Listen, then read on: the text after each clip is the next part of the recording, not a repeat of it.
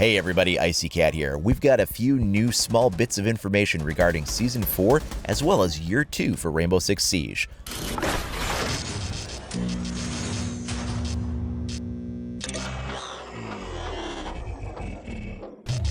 Over the weekend, the official Rainbow Six Twitter and Facebook pages posted this image.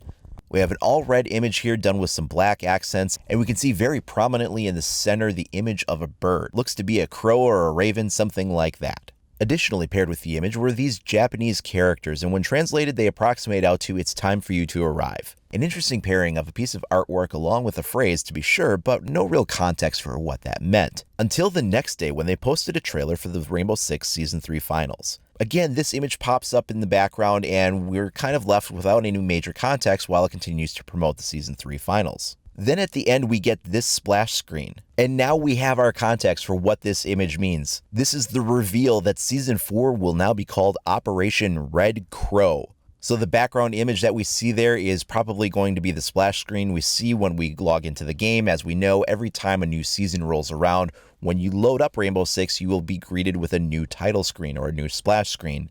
Below that, it lets us know that there will be a live demo and major announcements November 12th and 13th.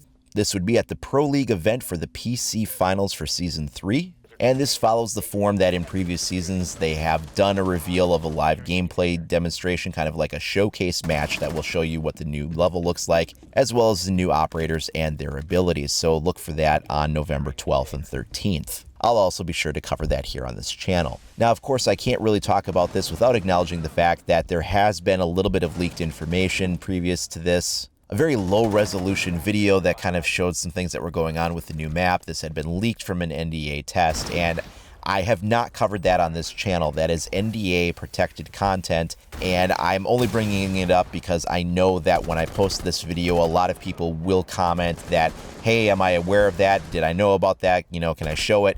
The answer is no, I can't. This was all stuff that was provided under NDA testing conditions, and the leaked video itself was covered over with all kinds of watermarks, so whoever it was has probably gotten in quite a bit of trouble for having done that. But when this video did leak and people were putting it up on YouTube, they were immediately getting it taken back down by Ubisoft. Their legal department was going after these and having it all taken out. I mean, they were definitely trying to protect their content from being leaked. And I can't blame them for that. That's a legitimate concern for them to do. I really didn't need to get involved with any sort of infringement issues with NDA content or anything like that. This was something they were aggressively going after and shutting down anybody that was showing the actual footage that had been leaked. And so to maintain my good standing with both YouTube and Ubisoft and, you know, just to not have any issues legally, I just wasn't going to cover that content. There are a lot of rumors swirling around right now about the map and what the new operators are or what they can do. The leak didn't really show them. You saw one of the operators for like a split second, but you didn't get a chance to see what his ability was, and you didn't even see what the other operator's ability was at all. When anything substantive does come out, I will definitely be covering it. I think we'll be getting some official reveals coming soon, and as that video showed us, we will be getting some real information also on the live demonstration that we'll see on November 12th and 13th.